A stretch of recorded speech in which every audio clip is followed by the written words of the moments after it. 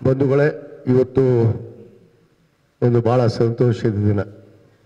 ಪ್ರಥಮ ಬಾರಿಗೆ ಇವತ್ತು ನಾನು ಶಾಸಕನಾಗಿ ಎರಡನೇ ಬಾರಿಗೆ ಇವತ್ತು ಕಾರ್ಯವನ್ನು ನೆರವೇರಿಸ್ತಾ ಇದ್ದೇನೆ. ಬಹುತೇಕ ನನ್ನ ಬಾಲ್ಯ ಜೀವನದಿಂದ ನಾನು ಒಂದು ರಾಜಕೀಯ ಕುಟುಂಬದಲ್ಲೇ ಜನಿಸಿದಂಥವನು. ಮೊದಲು ನಮ್ಮ ತಂದೆಯವರು ಒಬ್ಬ ಸಾಮಾನ್ಯ ರೈತನಾಗಿ, ಯಾವುದೇ ಒಂದು ರಾಜಕೀಯ ಹಿನ್ನೆಲೆ ಇರಲಾರ್ದೆ ಗ್ರಾಮೀಣ ಮಟ್ಟದಲ್ಲಿ ಬೆಳೆದು ತಮ್ಮನ್ನು ತಾವೇ ಒಂದು ಕೃಷಿ ಪತ್ತಿನ ಸಹಕಾರಿ ಸಂಘದಿಂದ ಅವರ ಪ್ರಾರಂಭದ ರಾಜಕೀಯನ ಪ್ರಾರಂಭ ಮಾಡಿದಂಥವ್ರು. ಲಿಂಗೈಕ್ಯ SR ಕಾಶ್ಯಪ್ನವರು 1975ರಲ್ಲಿ ಅವರು ಪ್ರಾಥಮಿಕ ಕೃಷಿ ಪತ್ತಿನ ಸಹಕಾರಿ ಸಂಘದ ಒಬ್ಬ ಸದಸ್ಯರಾಗ್ತಾರೆ. ಸದಸ್ಯರಾದ ನಂತರ ಅವರ ರಾಜಕೀಯ ಜೀವನ ಪ್ರಾರಂಭ ಆಗುತ್ತೆ. ಬಹುತೇಕ ನಾನು 1971ರಲ್ಲಿ ಏನು ಜನಿಸಿದ್ದೀನಿ. ಅವರು 75ರಲ್ಲೇ ಏನು ಪ್ರಾಥಮಿಕ ಕೃಷಿ ಪತ್ತಿನ ಸಂಘದ ನಿರ್ದೇಶಕರಾಗಿ ತಮ್ಮ ರಾಜಕೀಯ ಜೀವನವನ್ನು ಪ್ರಾರಂಭ ಮಾಡಿ ಬಹುತೇಕ 1978-79ರಲ್ಲಿ ಅವರು ಅವಾಗ ತಮಗೆಲ್ಲ ಗೊತ್ತಿರೋ ಹಾಗೆ ತಾಲೂಕಾ ಬೋರ್ಡ್ ಅಂತಿತ್ತು, ತಾಲೂಕಾ ಡೆವಲಪ್ಮೆಂಟ್ ಬೋರ್ಡ್ ಅಂತ, TDB ಅಂತ ಹೇಳ್ತಾ ಇದ್ವಿ ಅದಕ್ಕೆ. ಆ ತಾಲೂಕಾ ಬೋರ್ಡ್ ಡೆವಲಪ್ಮೆಂಟಿನ ಪ್ರಥಮ ಬಾರಿಗೆ ಇವತ್ತು ಚುನಾವಣೆಯನ್ನು ಎದುರಿಸೋದ್ರ ಮುಖಾಂತರ ಅವರು ಅಲ್ಲಿ ಸದಸ್ಯರಾಗಿ ಆಯ್ಕೆ ಆಗ್ತಾರೆ. 78ರಲ್ಲಿ ಆಯ್ಕೆಯಾಗಿ 79ರಲ್ಲೇ ಆ ತಾಲೂಕಾ ಬೋರ್ಡಿನ ಅಧ್ಯಕ್ಷರು ಕೂಡ ಆಗ್ತಾರೆ. ಅದು ಒಂದು ಇತಿಹಾಸ ಉಳುವಂಥ ಒಂದು ಘಟನೆ. ಬಹುತೇಕ ನಮ್ಮ ತಂದೆಯವರ ಗುಂಪು ಏನು ಅತಿ ಹೆಚ್ಚಿನ ಸಂಖ್ಯೆಯನ್ನು ಸದಸ್ಯರನ್ನು ಹೊಂದಿರುವುದಿಲ್ಲ. ಆದರೂ ಕೂಡ ಅವರಿಗೆ ಅದೃಷ್ಟ, ಅವತ್ತು ಅವರು ಒಳಗೆ ಬಂದು ಅವರು TDB ಪ್ರೆಸಿಡೆಂಟ್ ಆಗಿ, ತಾಲೂಕಾ ಬೋರ್ಡ್ ಡೆವಲಪ್ಮೆಂಟ್ ಪ್ರೆಸಿಡೆಂಟರಾಗಿ ತಮ್ಮ ರಾಜಕೀಯ ಜೀವನವನ್ನು ಪ್ರಾರಂಭ ಮಾಡ್ತಾರೆ. 1979ರಿಂದ ನಿರಂತರವಾಗಿ ಅವರು ಜನರ ಮಧ್ಯೆ ಗುರುತಿಸಿಕೊಂಡು ರೈತರ ಮಧ್ಯೆ, ಯಾಕಂದರೆ ರೈತ ಒಬ್ಬ ಅಪ್ಪಟ ರೈತನಾಗಿ ಅವತ್ತು ಕಾರ್ಯವನ್ನು ನಿರ್ವಹಿಸಿ ಅವರು ತಾಲೂಕು ಬೋರ್ಡ್ ಅಧ್ಯಕ್ಷ ಆದ ಮೇಲೆ ಅವರ ರಾಜಕೀಯ ಜೀವನ ಭಾಳ ತೀವ್ರಗತಿಯಲ್ಲಿ ಪ್ರಾರಂಭ ಆಗುತ್ತೆ. 1985ರಲ್ಲಿ ಪ್ರಥಮ ಬಾರಿಗೆ ಹುನಗುಂದ ಮತಕ್ಷೇತ್ರದ ವಿಧಾನಸಭಾ ಕಾಂಗ್ರೆಸ್ ಪಕ್ಷದ ಅಭ್ಯರ್ಥಿಯಾಗಿ ಚುನಾವಣೆಯನ್ನು ಎದುರಿಸ್ತಾರೆ. ಅವಾಗ ಅವರು ಸೋಲನ್ನು ಅನುಭವಿಸ್ತಾರೆ. ಕೇವಲ 2000 ಮತಗಳಿಂದ 1985ರಲ್ಲಿ ಅವರನ್ನು ಸೋಲನ್ನು ಅನುಭವಿಸ್ತಾರೆ.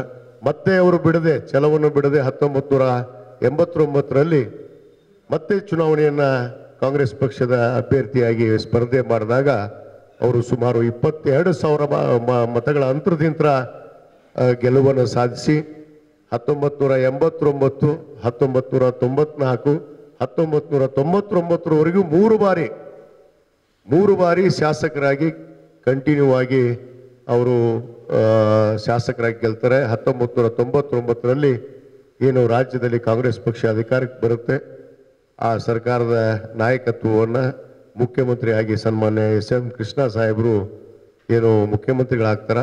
ಅವರ ಸಚಿವ ಸಂಪುಟದಲ್ಲಿ ಏನಿವತ್ತು ಸಣ್ಣ ಕೈಗಾರಿಕೆ ಸಚಿವರು ಕೂಡ ಆಗ್ತಾರೆ. ಅಂದರೆ ಇದು ನಮ್ಮ ಫ್ಯಾಮಿಲಿ ಹಿಸ್ಟ್ರಿ. ಬಹುತೇಕ ನಮ್ಮ ತಂದೆಯವರು 1999ರಲ್ಲಿ ಸಚಿವರಾದ ಮೇಲೆ ಬಹುತೇಕ ನಾನು ಇದೇ ಬೆಂಗಳೂರಲ್ಲಿ MS ರಾಮಯ್ಯ ವೈದ್ಯಕೀಯ ಒಂದು ಕಾಲೇಜಿನಲ್ಲಿ ನಾನು MBBS ಅನ್ನು ನಾನು 92ರಲ್ಲಿ ಪ್ರವೇಶವನ್ನು ಪಡಿತೀನಿ. ಅದು ವಿಚಿತ್ರ ಅಂದರೆ ಸನ್ಮಾನ್ಯ S ಬಂಗಾರಪ್ಪನವ್ರನ್ನ ನೆನೆದೇ ಇದ್ರೆ ತಪ್ಪಾಗತ್ತೆ ಈ ಸಂದರ್ಭದಲ್ಲಿ. ನಾನು 1992ರಲ್ಲಿ ಅವ್ರಿಗೆ ಭೇಟಿಗೆ ಮಾಡಕ್ಕೆ ಹೋದಾಗ ಏನು ಮಾಡ್ತೀವಿ ಅಂತ ನನಗೆ ಕೇಳಿದ್ರು ಸಹಜ್ ಬಂಗಾರಪ್ಪನವರು. ಕೇಳಿದಾಗ ಇನ್ನೂ ನಾನು ಕಾಲೇಜ್ ಓದ್ತಾ ಇದ್ದೀನಿ ಸರ್, PUC ಸೆಕೆಂಡ್ ಇಯರ್ ಇದ್ದೀನಿ, PUC ಸೆಕೆಂಡ್ ಇಯರ್ ಚೆನ್ನಾಗಿ ಮಾಡು, ಫಸ್ಟ್ ಕ್ಲಾಸ್ ಓದು, ನಿನಗೆ MBBS ಸೀಟ್ ಕೊಡಿಸ್ತೀನಿ ಅಂತೇಳಿ ಅವರು 1990ರಲ್ಲೇ ನನಗೆ ಹೇಳ್ತಾರೆ. ಅದೇ ಥರನಾಗಿ 1992ರಲ್ಲಿ ಸನ್ಮಾನ್ಯ S ಬಂಗಾರಪ್ಪನವರು ಮುಖ್ಯಮಂತ್ರಿಗಳಾಗಿರ್ತಾರೆ. ಆವಾಗ ನಮ್ಮ ತಂದೆಯವರು ಅವ್ರನ್ನ ಭೇಟಿ ಕರ್ಕೊಂಡು ಹೋದಾಗ MS ರಾಮಯ್ಯ, ನಮ್ಮ MS ರಾಮಯ್ಯ ಅಂದ್ರೆ ನಿಮಗೆಲ್ಲ ಗೊತ್ತಿದೆ, MS ರಾಮಯ್ಯ ಅವರು ಅವ್ರಿಗೊಂದು ಪತ್ರ ಕೊಡ್ತಾರೆ. ಅವರು ವಿಜಯಾನಂದ ಕಾಶ್ಯಪ್ನವರನ್ನು ಇವನಿಗೆ MBBS ಸೀಟನ್ನು ಕೊಡ್ರಿ ಅಂಥೇಳಿ ಒಂದು ಆದೇಶ ಮಾಡಿ ಪತ್ರವನ್ನು ಕೊಡ್ತಾರೆ. ತದನಂತರ ನನಗೆ MBBS ಸೀಟ್ ಕೂಡ ಅಲ್ಲಿ ಲಭ್ಯ ಆಗುತ್ತೆ. ಯಾವುದೇ ₹1 ಡೊನೇಷನ್ ಇಲ್ಲ, ಏನಿಲ್ಲ, ಕೇವಲ 1,25,000 ರೂಪಾಯಿ ಏನು ಕಾಲೇಜ್ ಫೀಯನ್ನು ಕಟ್ಟಿ ನಾನು ಪ್ರವೇಶವನ್ನು ಪಡಿತೀನಿ.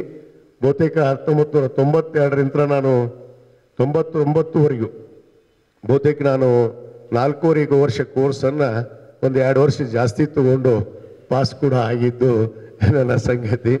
ಆದರೆ 1999ರಲ್ಲಿ ನಮ್ಮ ತಂದೆಯವರು ಸಚಿವರಾದ ಮೇಲೆ ಸಕ್ರಿಯವಾಗಿ ನಾನು ರಾಜಕಾರಣಕ್ಕೆ ನಾನು ಭಾಗವಹಿಸೋದಕ್ಕೆ ಪ್ರಾರಂಭ ಮಾಡ್ತೀನಿ. ಅದು ನಮ್ಮ ರಾಜ್ಯದ ಅಂದಿನ ಯುವ ಕಾಂಗ್ರೆಸ್ಸಿನ ಅಧ್ಯಕ್ಷರಾದಂಥ ಸನ್ಮಾನ್ಯ ದಿನೇಶ್ ಗುಂಡೂರಾವ್ ಅವರು ಅಧ್ಯಕ್ಷರಾಗಿರ್ತಾರೆ. ನನಗೆ ನಮ್ಮ ರಾಷ್ಟ್ರೀಯ ಅಧ್ಯಕ್ಷರಾದಂಥ ಸನ್ಮಾನ್ಯ ರಣದೀಪ್ ಸಿಂಗ್ ಸುರ್ಜೇವಾಲಾ ಅವರು ಇಂದಿನ ನಮ್ಮ ಇನ್ಚಾರ್ಜ್ ಕಾರ್ಯದರ್ಶಿಗಳು, ಪ್ರಧಾನ ಕಾರ್ಯದರ್ಶಿಗಳು, ಅಂದಿನ ಯುವ ಕಾಂಗ್ರೆಸ್ಸಿನ ಅಧ್ಯಕ್ಷರು.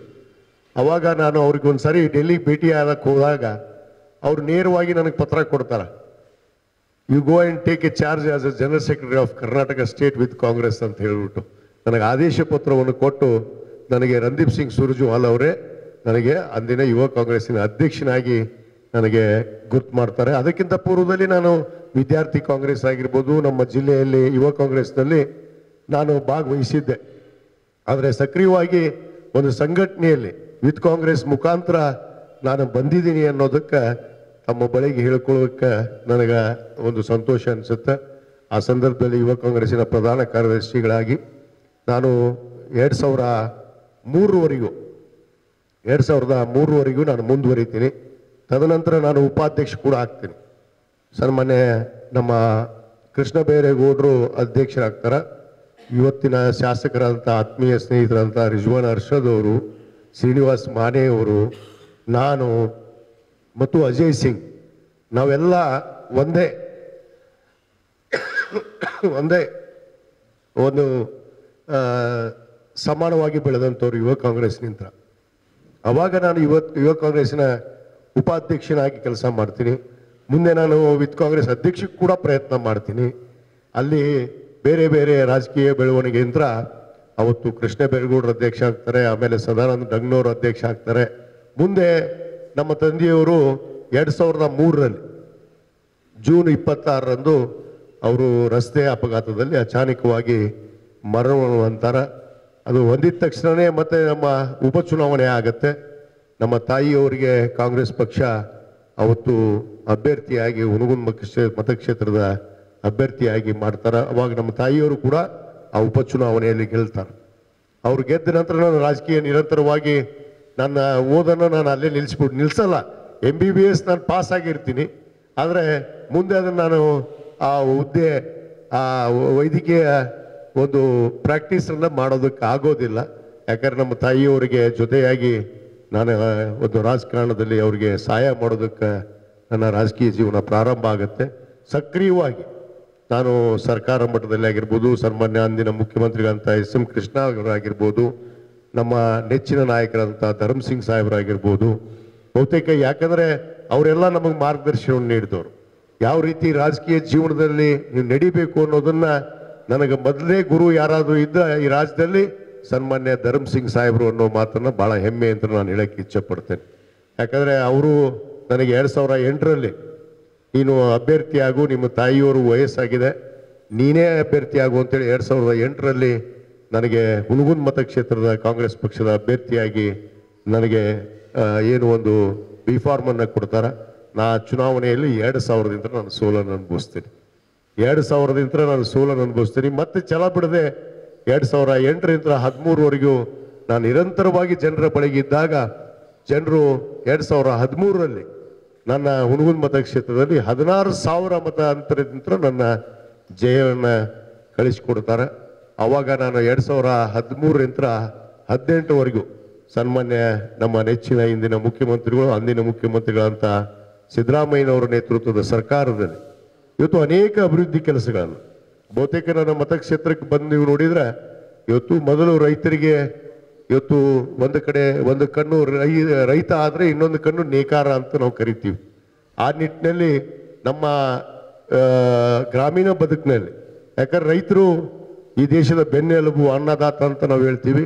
ಇವತ್ತು ಅವ್ರಿಗೆ ನ್ಯಾಯವನ್ನು ಕೊಡಬೇಕು ಅಂತೇಳಿ ಅಂದಿನ ಜಲಸಂಪನ್ಮೂಲ ಸಚಿವರಂತ ಸನ್ಮಾನ್ಯ MB ಪಾಟೀಲ್ ಅವರು ಬಹುತೇಕ ಇಡೀ ರಾಷ್ಟ್ರದಲ್ಲೇ ಒಂದು ಐತಿಹಾಸಿಕವಾದ ಒಂದು ಇಸ್ರಾಯೇಲ್ ಮಾದರಿಯಲ್ಲಿ ಹನಿ ನೀರಾವರಿ ಯೋಜನೆಯನ್ನು ಏನು ನಮ್ಮ ತಂದೆಯವರು 2002ರಲ್ಲಿ ಅವರು ಸಚಿವರಾಗಿದ್ದಾಗ ಹುನಗುಂದ ಮತಕ್ಷೇತ್ರಕ್ಕೆ ಅವರು ನೀರಾವರಿ ಕೊಡಬೇಕು ಅಂತೇಳಿ ರಾಮತಾಳ ಮರೋಳು ಎತ್ ನೀರಾವರಿ ಯೋಜನೆಯನ್ನು ಇವತ್ತೇನು ಮಂಜೂರಾತಿಯನ್ನು ತಂದಿದ್ರು.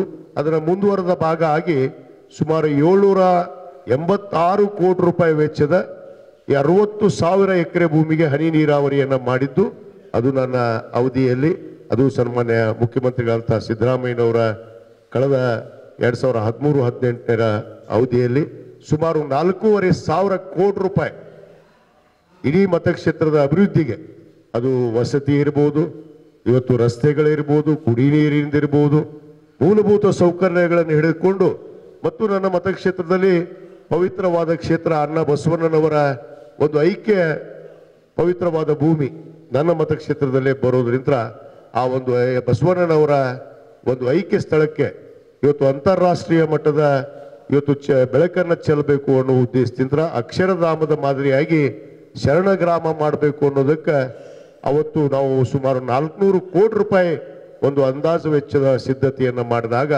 ಮಾನ್ಯ ಮುಖ್ಯಮಂತ್ರಿಗಳು ಹಿನ್ನೋಡದೆ ಆ ಬಸವಣ್ಣನ ಅಂತಾರಾಷ್ಟ್ರೀಯ ಕೇಂದ್ರವನ್ನು ಶರಣಗ್ರಾಮ ಮಾಡೋದಕ್ಕೆ ಅಕ್ಷರಧಾಮದ ಮಾದರಿಯಲ್ಲಿ ಮಾಡೋದಕ್ಕೆ ಸುಮಾರು 139 ಕೋಟಿಯನ್ನು ಇವತ್ತು ಸನ್ಮಾನ್ಯ ಮುಖ್ಯಮಂತ್ರಿಗಳು ಕೊಟ್ಟರು. ಅವತ್ತು ಆ ಪ್ರಾರಂಭ ಆದಂಥ ಆ ಬಸವ ಅಂತಾರಾಷ್ಟ್ರೀಯ ಕೇಂದ್ರ ಶರಣಗ್ರಾಮ ಇವತ್ತುವರೆಗೂ ಕೂಡ ಕಾರ್ಯ ಮುಂದುವರೆದಿದೆ. ಬಹುತೇಕ ಇನ್ನುಳಿದಂತಹ ಅನುದಾನವನ್ನು ಕೂಡ ಕೊಡ್ತೀನಿ ಅಂತೇಳಿ ನಮ್ಮ ಮಾನ್ಯ ಮುಖ್ಯಮಂತ್ರಿಗಳು ಭರವಸೆ ಕೊಟ್ಟಿದ್ದಾರೆ. ಈ ರೀತಿ ಜನರ ಮಧ್ಯೆ ಗುರುತಿಸಿಕೊಂಡು ಇವತ್ತು ನಾನು ಮತ್ತೆ 2018ರಲ್ಲಿ ನಾನು ಸೋಲನ್ನು ಅನುಭವಿಸ್ತೀನಿ, ಮತ್ತೆ ನಾನು ಬಿಡದೆ ಛಲವನ್ನು ಬಿಡದೆ ಮತ್ತೆ ಮುಂದುವರೆದು 2023ರಲ್ಲಿ ನನ್ನ ಮತಕ್ಷೇತ್ರದ ಜನ 30,007 ಓಟ್ನಲ್ಲಿ ಇವತ್ತು ನನಗೆ ಮತ್ತೆ ಜಯವನ್ನು ತಂದು ಕೊಟ್ಟಿದ್ದಾರೆ. ಇವತ್ತು ಜನರ ಮಧ್ಯೆ, ಇವತ್ತು ರೈತರ ಮಧ್ಯೆ, ಎಲ್ಲ ವರ್ಗದ ಜನರ ಜೊತೆಗೆ ಇವತ್ತು ನ್ಯಾಯಯುತವಾಗಿ ಸಾಮಾಜಿಕ ನ್ಯಾಯದೊಂದಿಗೆ ಇವತ್ತು ಎಲ್ಲರಿಗೂ ನ್ಯಾಯವನ್ನು ಕೊಡಬೇಕು. ಸರ್ಕಾರದಿಂದ ಅವ್ರಿಗೆ ಏನು ಅಭಿವೃದ್ಧಿ ಆಗಬೇಕು ಆ ಅಭಿವೃದ್ಧಿ ದಿಶೆಯಲ್ಲಿ ಇವತ್ತು ನಮ್ಮ ಸರ್ಕಾರ, ನಮ್ಮ ಮಾನ್ಯ ಮುಖ್ಯಮಂತ್ರಿಗಳಂತ ಸಿದ್ದರಾಮಯ್ಯ ಇರ್ಬೋದು, ನಮ್ಮ ಉಪಮುಖ್ಯಮಂತ್ರಿಗಳಂತ ಸನ್ಮಾನ್ಯ ಡಿ.ಕೆ. ಶಿವಕುಮಾರ್ ಅವರ ನೇತೃತ್ವದಲ್ಲಿ ಇವತ್ತು ಕರ್ನಾಟಕ ವೀರಶೈವ ಲಿಂಗಾಯತ ಅಭಿವೃದ್ಧಿ ನಿಗಮದ ಅಧ್ಯಕ್ಷನಾಗಿ ಇವತ್ತು ಕಾರ್ಯವನ್ನು ನಿರ್ವಹಿಸ್ತಾ ಇದ್ದೀನಿ. ಮತ್ತು ನಮ್ಮ ಮತಕ್ಷೇತ್ರದಲ್ಲಿ ಹಲವಾರು ಅಭಿವೃದ್ಧಿ ಕೆಲಸಗಳಿಗೆ ಈಗಾಗಲೇ ಇವತ್ತು ನಮ್ಮ 5 ಗ್ಯಾರಂಟಿಗಳನ್ನು ಕೊಟ್ಟಿದ್ದಂಥದ್ದಿರ್ಬೋದು ನಮ್ಮ ಸರ್ಕಾರ, ಗೃಹ ಜ್ಯೋತಿ, ಗೃಹಲಕ್ಷ್ಮಿ, ಅನ್ನಭಾಗ್ಯ, ಶಕ್ತಿ ಯೋಜನೆ, ಯುವ ನಿಧಿ ಯೋಜನೆ ಮತ್ತು ಅನೇಕ ಯೋಜನೆಗಳನ್ನು ಇವತ್ತು ಸರ್ಕಾರ ಕೊಡೋದ್ರ ಮುಖಾಂತರ ಇವತ್ತು ಜನರಿಗೆ ಏನು ನಾವು ಮಾತನ್ನು ಕೊಟ್ಟಿದ್ವಿ ಆ ಮಾತಿನಂತೆ ಇವತ್ತು ಈ ಸರ್ಕಾರ ನಡೀತಾ ಇದೆ. ಅದರಲ್ಲಿ ನಾವು ಕೂಡ ಶಾಸಕರಾದಂಥವ್ರು ನಾವು ಬದ್ಧತೆಯಿಂದ ಒಂದು ಶಕ್ತಿಯುತವಾಗಿ ಈ ರಾಜ್ಯದಲ್ಲಿ ನಮ್ಮ ಕಾಂಗ್ರೆಸ್ ಪಕ್ಷ ಇವತ್ತು ಯಾವ ಮಾತನ್ನು ಜನರಿಗೆ ನಾವು ಕೊಟ್ಟಿದ್ದೇವೆ ಆ ಜನರಿಗೆ ಮಾತು ಕೊಟ್ಟಂತೆ ನಡೆದು ಇವತ್ತು ತೋರಿಸುವಂಥ ಕೆಲಸ ಇವತ್ತು ಮಾಡ್ತಾ ಇದ್ದೀವಿ ಅನ್ನೋ ಮಾತನ್ನು ಈ ಸಂದರ್ಭದಲ್ಲಿ ತಮ್ಮೊಡನೆ ಹಂಚಿಕೊಂಡು ಇವತ್ತೇನು ಈ ಸಂವಾದದಲ್ಲಿ ಇವತ್ತು ನಮ್ಮ ಶಿವಕುಮಾರ್ ಇರ್ಬೋದು, ನಮ್ಮ ಮಂಜುನಾಥ್ ಇರ್ಬೋದು, ಶರಣು ಇರ್ಬೋದು, ಬಹುತೇಕ ಭಾಳ ದಿವಸದಿಂದ ನಾವು ಇದನ್ನು ಮಾಡಬೇಕು ಅಂತೇಳಿ ಕಳೆದ 3 ತಿಂಗಳಿಂದ ಪ್ರಯತ್ನ ಮಾಡಿದ್ರು ಕೂಡ ಆಗಿರಲಿಲ್ಲ. ಆದರೆ ಇವತ್ತು ನಿನ್ನೆ ನಮ್ಮ ಶಿವಕುಮಾರ್ ಅವರು ಸ್ವತಃ ನನ್ನ ಕಚೇರಿಗೆ ಬಂದಾಗ ಇಲ್ಲ ನಾಳೆ ಮಾಡಿಬಿಡೋಣ ಅಂದಾಗ ಅವರು ಕೂಡ ಸಂತೋಷದಿಂದ ಇವತ್ತು ಮಾಡೋಣ ಅಂಥೇಳಿ ತಮ್ಮನ್ನೆಲ್ಲರನ್ನು ಇಲ್ಲಿ ಒಗ್ಗೂಡಿಸಿ ಈ ಸಂವಾದ ಕಾರ್ಯಕ್ರಮದಲ್ಲಿ ತಾವೆಲ್ಲ ಭಾಗವಹಿಸಿದ್ದೀರಿ. ಈ ಅವಕಾಶವನ್ನು ನಾನು ಕೂಡ ಕಾಯ್ತಾ ಇದ್ದೆ. ನಾನು ಒಂದು ತಮ್ಮ ಜೊತೆಗೆ ನನ್ನ ವಿಚಾರಗಳನ್ನು, ನನ್ನ ಒಂದು ನಡೆಗಳನ್ನು ಹಂಚ್ಕೋಬೇಕು ಅಂತೇಳಿ ಬಹುದಿನದ ಒಂದು ಕನಸಿತ್ತು. ಆ ಕನಸನ್ನು ಇವತ್ತು ತಾವೆಲ್ಲ ಈಡೇರಿಸಿದಿರಿ ಅನ್ನೋ ಮಾತನ್ನು ಕೂಡ ಹೇಳಿ ಮತ್ತೊಮ್ಮೆ ಈ ಸಂವಾದಕ್ಕೆ ತಮ್ಮನ್ನು ಸ್ವಾಗತವನ್ನು ಮಾಡಿ ಈ ಕಾರ್ಯಕ್ರಮದಲ್ಲಿ ನನಗೆ ಭಾಗವಹಿಸೋದಕ್ಕೆ ಅವಕಾಶ ಮಾಡಿಕೊಟ್ಟಿರುವಂಥ ನಮ್ಮ ಪ್ರೆಸ್ ಕ್ಲಬ್ಬಿನ ಅಧ್ಯಕ್ಷರಾದಿಯಾಗಿ ಎಲ್ಲರಿಗೂ ಕೂಡ ಧನ್ಯವಾದಗಳು ಅರ್ಪಿಸಿ ಮುಂದಿನ ತಮ್ಮ ಪ್ರಶ್ನೆಗೆ ಉತ್ತರವನ್ನು ಕೊಡೋದಕ್ಕೆ ನಾನು ಸಿದ್ಧಿದ್ದೀನಿ ಅನ್ನೋ ಮಾತನ್ನು ಹೇಳ್ತಾ ನನ್ನ 2 ಮಾತನ್ನು ಮುಗಿಸ್ತೇನೆ.